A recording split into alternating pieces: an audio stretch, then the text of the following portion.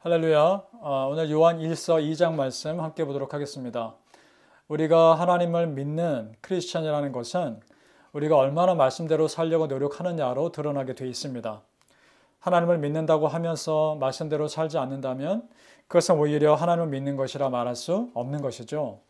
자, 4절 말씀 봅니다. 그를 아노라 하고 그의 계명을 지키지 아니하는 자는 거짓말하는 자요 진리가 그 속에 있지 아니하되. 자, 어떻습니까? 그러니까 하나님께서 이미 우리에게 주신 성경 말씀으로도 충분히 우리가 하나님 말씀대로 살 수 있느냐 그렇지 않느냐 할 수 있는 삶의 원리를 제공한다는 겁니다. 그 삶의 원리에서 가장 중요한 말씀이 있다면 그것은 사랑입니다. 자, 10절 11절 말씀 봅니다. 그의 형제를 사랑하는 자는 빛 가운데 거하여 자기 속에 거리낌이 없으나 그의 형제를 미워하는 자는 어둠에 있고 또 어둠에 행하며 갈 곳을 알지 못하나니 이는 그 어둠이 그의 눈을 멀게 하였습니다. 아멘. 자, 사람을 사랑하면 스스로 자유한 것이죠. 그 사람을 사랑하니까요. 그런데 사람을 미워하면요, 그 미움 속에 자기가 갇혀버리는 겁니다.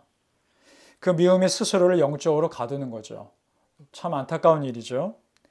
자, 그런데 이 사랑의 메시지가 이 요한 사도에게만 새로 준 그런 메시지가 아니라는 겁니다. 이미 구약 시대에도 하나님은 수없이 많이 말씀하셨고 십계명 주신 그때부터도 그 십계명 안에도 사랑이 이미 포함되어 있던 것이었죠. 그리고 예수님께서도 분명히 말씀하셨고요. 전혀 새로운 어떤 것이 아니라는 겁니다. 자, 7절 말씀. 사랑하는 자들아, 내가 새 계명을 너희에게 쓰는 것이 아니라 너희가 처음부터 가진 옛 계명이니 이 옛 계명은 너희가 들은 바 말씀이거니와. 이미 이스라엘 백성들 조상 때부터 충분히 들었던 사랑의 메시지, 또 하나님 잘 믿어라, 사랑해라, 또 선하게 살아라, 이런 기본적인 메시지들은 충분히 들어왔던 겁니다. 자, 그럼 여러분 이것이 무엇을 말씀하고 있을까요? 말씀이 부족해서 우리가 말씀대로 살지 못하는 것이 아닙니다. 정말 말씀은 넘쳐납니다. 중요한 것은 말씀대로 살고자 하는 마음이 없는 것이고 노력하지 않는 것입니다. 그것이 문제인 거죠. 오늘 성경에는 성도를 세 부류로 구분합니다. 자녀들, 아비들, 청년들. 자녀들은 아직 믿음이 약한 성도들을 표현하는 말이고요. 아비들은 믿음이 성숙되었고 이단의 가르침에 흔들리지 않는 그런 성도들입니다. 그럼 청년들은 어떤 사람들이냐? 그들 안에 있는 강력한 믿음으로 이단에 맞서 싸워 이기는 성도들, 거짓 진리에 맞서서 싸워 이기는 성도들을 청년들이라 표현합니다. 자, 그러면 그들이 그 거짓 진리에 맞춰서 어떻게 싸울까요? 그것이 14절입니다. 청년들아, 내가 너희에게 쓴 것은 너희가 강하고 하나님의 말씀이 너희 안에 거하시며 너희가 흉악한 자를 이기었습니다. 어떻습니까, 여러분? 그 승리의 비결이 무엇입니까? 말씀인 겁니다. 그 말씀이 삶의 기준이 돼서 거짓 진리를 분별할 수 있는 것이고 말씀으로 맞설 수 있는 것이었죠. 말씀이 힘인 겁니다. 결국 신앙인의 삶의 본질은 정말 변하지 않습니다. 예배와 말씀과 기도죠. 그 중에서 오늘 본문은 말씀을 강조하고 있는 겁니다. 이 세 가지 가장 기본적인 영적인 진리를 붙들고 있으면 흔들릴 수가 없는 거죠. 그러나 말씀의 힘을 알면서도요, 말씀을 읽지 않으면 어떻게 될까요? 아무 소용없는 겁니다. 성경 말씀에 무슨 내용이 있는지를 모르는데요. 성경 말씀이 얼마나 나에게 힘이 되고 위로가 되는지 읽지 않으면 그걸 어떻게 알겠습니까? 바라기는 우리 성도님들, 말씀과 늘 가까이 하시기를 축복합니다. 그리고 말씀이 주는 힘으로 어떤 상황에서도 흔들리지 않는 분명한 그런 분별력을 가지시기를 예수님의 이름으로 축복합니다. 바울 시대에도 그랬지만 우리가 지금 마지막 때를 살고 있다는 긴장감 가운데 살아야 합니다. 오늘 말씀이 또 그걸 말씀하고 있는데요.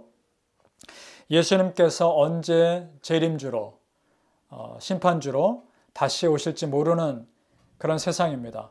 지금 당장 다시 오셔도 전혀 이상하지 않을 만큼 죄가 이미 세상에 많이 퍼져 있는 그런 세상 가운데 우리는 살고 있습니다. 자, 18절 말씀 봅니다. 아이들아, 지금은 마지막 때라. 적그리스도가 오리라는 말을 너희가 들은 것과 같이 지금도 많은 적그리스도가 일어났으니 그러므로 우리가 마지막 때인 줄 아노라. 요한 사도가 있었던 그때에도 그렇게 말할 정도였으니까요. 자, 그럼 적그리스도, 어떤 사람을 적그리스도라 얘기할까요? 예수 그리스도께서 우리의 구세주 되심을 부인하는 자입니다. 22절 말씀.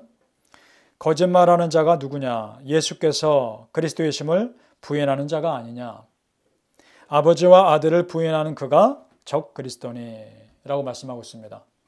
자, 여러분, 마지막 때가 가까울수록 사단은요, 하나님의 교회를 무너뜨리며 성도들의 믿음을 무너뜨리려고 끊임없이 더 강력하게, 더 교묘하게 공격할 겁니다. 그것이 마지막 때가 되어 간다는 사인일 것입니다. 여러분, 진정 깨어 있으시길 바랍니다. 언제 우리 예수님께서 다시 오실지 모릅니다. 그때는 정말 심판주로 오실 것입니다. 그때를 우리 믿음으로 준비했으면 좋겠습니다. 내 믿음이 흔들리며 내 믿음이 느슨해지고 그런 상황 가운데 있을 때 더욱 하나님의 소리에 집중하고자 우리 함께 노력합시다. 그것이 뭘까요? 기도하는 겁니다. 하나님의 소리에 집중하는 것, 그것은 기도하는 것이고 내 눈으로 말씀을 직접 보는 것입니다. 그리고 하나님께 기도하며 예배하는 자리에 내가 몸으로 직접 참여하는 것입니다. 바라기는 우리 성도님들, 여러분의 정말 각자의 삶에서 영적인 끈을 꼭 타이트하게 붙잡으시고 하나님과 깊은 그 은혜의 교제, 그를 항상 매일매일의 삶에서 유지하고자 우리 함께 노력할 수 있기를 예수님 이름으로 축복합니다. 그래서 마지막 때 준비하며 삽시다. 기도하겠습니다. 아버지 하나님, 은혜를 감사합니다. 정말 지금이 마지막 때라는 영적 긴장감을 가지고 우리의 믿음을 다시 한번 돌아보게 하여 주시니 감사합니다.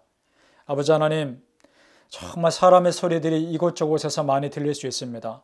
그럴수록 우리는 더 기도하며 더 말씀 보며 하나님 은혜 앞에 나아가 우리 아버지 하나님의 소리에 집중하고자 노력하게 하옵소서.